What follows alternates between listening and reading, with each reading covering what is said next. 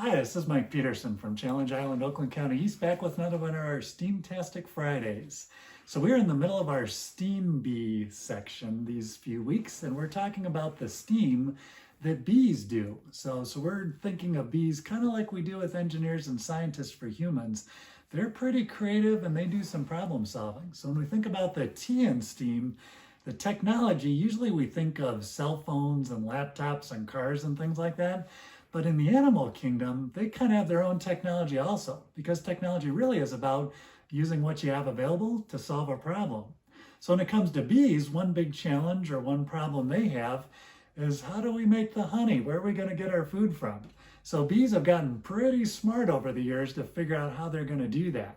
So today we'll quickly talk through the 4 steps the bees go through to make honey and teach you some fun facts about how amazing they do that along the way.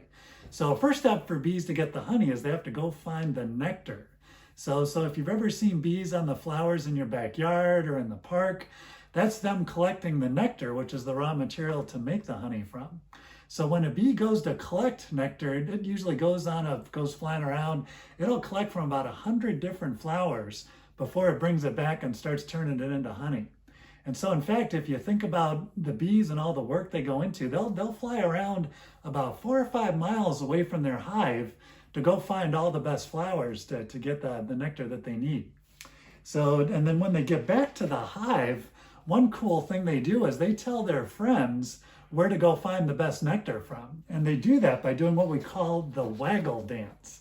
So if you've never heard of a waggle dance, this is pretty impressive. There's actually some technology behind this. So what they do is they come back in the hive, and then by the pattern they fly in, they communicate to all their friends where those best flowers are at.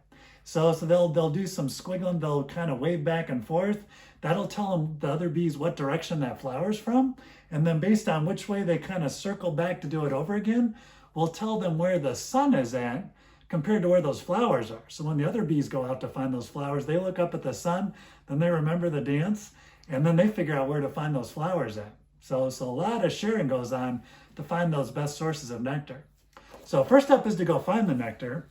Once they do that, they go collect the nectar. They use their proboscis to reach down in to get that, and then they bring it back into their body, into what's called their pollen or their honey stomach.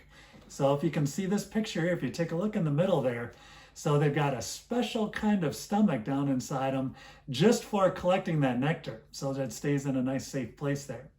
So they bring that back. So the second step is to bring that back to the hive. Then all the bees work together to turn that honey into nectar, or that nectar into honey.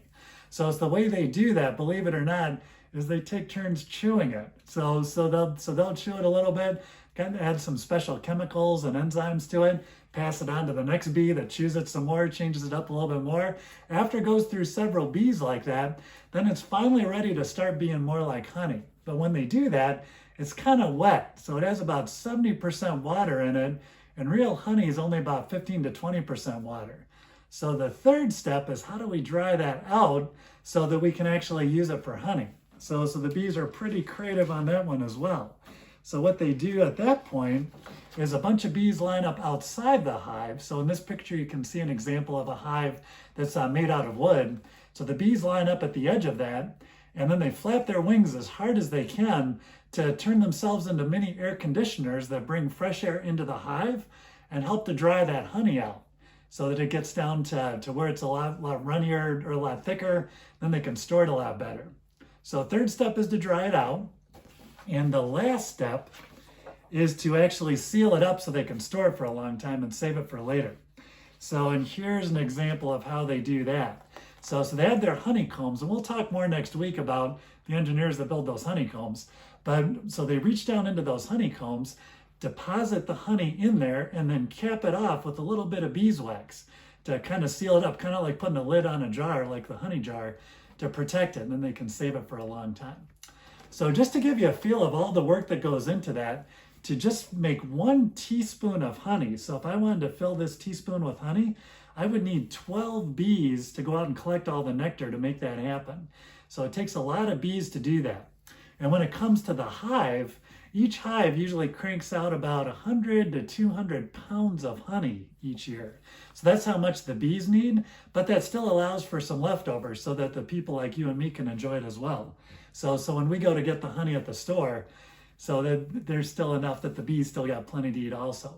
So next time you go to the store, take a look and see if you can find some honey there. Take a look and see where it came from, and that'll give you a feel for where all those nectars came from, where all those cool flowers are from, and you can appreciate a little more all the work that the bees put in to figure out the technology to bring that honey to your table.